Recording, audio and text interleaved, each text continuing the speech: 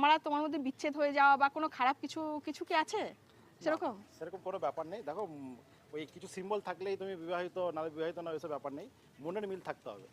আর আমরা স্বামী স্ত্রীর মতন থাকি না, আমরা থাকি বন্ধুর মতন, একে অপরে হেল্প, একে অপরের কথা বুঝি, একে অপরের সঙ্গে মিলে মিশে ডিসিশন নিয়ে আমরা চলি। আর যে শাখা পলা হাতে যারা দেখতে পাচ্ছে না কমেন্ট করছে, আরে ভাই তুমি এই রিজন, অন্য রিজনও তো হতে পারে, সে তো তার হাজব্যান্ডকে তার ব্যবসাতে হেল্প করতেও তো পারে জিনিসটা দিয়ে, সেই জিনিসটা তার জন্য তো তৈরি করা।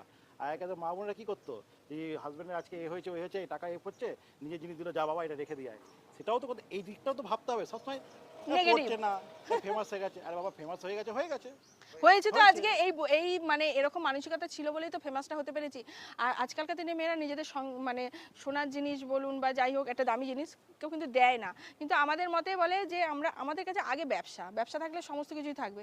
তো দিয়েছি তো কি হয়েছে, আবার আবার করবো, আবার তো কিছু। গুনগুন্দি যদি এক সপ্তাহের মধ্যে দোকানটা জোগাড় করেছে, কি ভাই করেছে সেটা তো আপনারা জানলেন না, হাতটা ফাঁকা সেটা দেখছেন।